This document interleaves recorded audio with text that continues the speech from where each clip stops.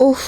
ইমান ধুনীয়া ৰাস্তা চাৰিওফালে একদম ৰাধাচূড়াই ভৰি আছে মই পিছে গৈ আছোঁ গুৱাহাটী হস্পিটেল দুদিনমান আগতে যিহেতু মোৰ বেমাৰ এটা হৈ আছিল মই ভিডিঅ'ত হয়তো কৈছিলোঁৱে তো সেই বেমাৰটোৰ কাৰণে মই মানে হস্পিটেল আহিছিলোঁ দেখাবৰ কাৰণে আৰু ডক্টৰে বহুত কিবা কিবি মেডিচিন দিছিলে তো সেই মেডিচিনখিনি খাই একমাহ কমপ্লিট হোৱাৰ পিছতে মোক চেকআপত আহিব কোৱাৰ কাৰণে আজি আহি গ'লোঁ তো এয়া আহি পাই প্ৰথম হস্পিটেলৰ সন্মুখতে ইফালে বানানা চেক খাবৰ কাৰণে ৰখিলোঁ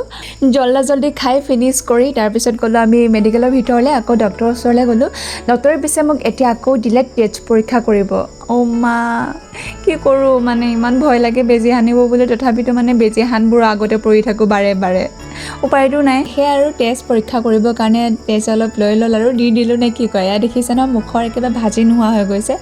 অলপমান বিষাই কিন্তু তথাপিতো মানে মই সহ্য কৰিব নোৱাৰোঁ সহ্য কৰিম বুলি ভাবি ল'লেও মানে মই নোৱাৰোঁ কিয় নাজানো তাৰপিছত আমি মা আৰু মই দুয়োজনে ভাত খাব আহিলোঁ যিহেতু আমি ৰাতিপুৱা আহোঁতে একো খাই অহা নাছিলোঁ বাৰু যি হওক তাৰপিছত আমি আহিলোঁ ৰিপৰ্ট ল'বলৈ ৰিপৰ্টটো পিছে বৰ বেছি ভালো নহয় আৰু বেয়াও নহয় মানে মিডিয়াম